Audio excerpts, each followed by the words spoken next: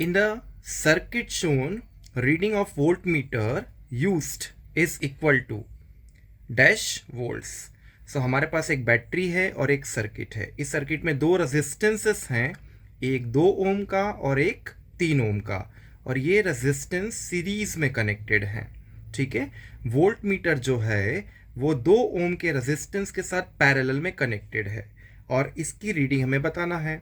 तो volt meter जो reading देगा, सेम रीडिंग ये 2 ओम वाला रेजिस्टेंस देगा। तो जो वोल्टेज इस 2 ओम के रेजिस्टेंस का होगा वही वोल्टेज इस वोल्ट मीटर का भी होगा। तो पहले इस सर्किट का हम करंट निकाल लेते हैं, क्योंकि करंट क्या होता है, सीरीज में सेम होता है। अच्छा, ये जो 2 रेजिस्टेंसेस हैं, एक 2 ओम का और एक 3 ओम का, ये सीरीज में कनेक्टेड हैं और सीरीज में रेजिस्टेंस का फॉर्मूला होता है RS is equal to R1 plus R2। ठीक है, तो हमारे पास जो R1 का वैल्यू है वो है 2 ओम और R2 का वैल्यू जो है वो है 3 ओम। तो ये टोटल मिलाकर हमारे पास आया 5 ओम रेजिस्टेंस। तो सर्किट का इक्विवेलेंट रेजिस्टेंस हो गया 5 ओम।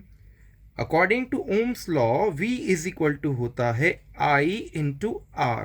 हमें करेंट निकालना है, सो करेंट का फॉर्मूला हो जाएगा I is equal to V divided by R। ठीक है, वोल्टेज है 3 वोल्ट, तो V की जगह हम रखेंगे 3 और रेजिस्टेंस है 5, तो रेजिस्टेंस की जगह रखेंगे 5। ये सर्किट का करंट आ गया।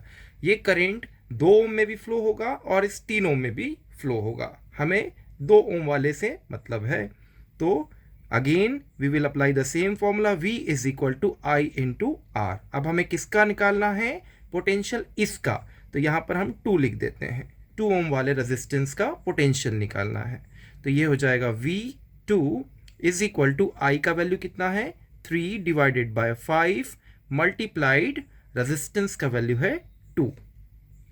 ठीक है, दैट विल बी 3 इंटू 2 हो गया 6 डिवाइडेड बाय 5। ठीक है, और 6 बाय 5 होता है 5 1 ज़ा 5 और 5 2 ज़ा 10 वोल्ट। तो 2 ओम का रेजिस्टेंस पे पोटेंशियल आया 1.2 वोल्ट। सेम इस पोटेंशियल वोल्ट मीटर का भी रीडिंग होगा, दैट विल बी 1.2 वोल्ट।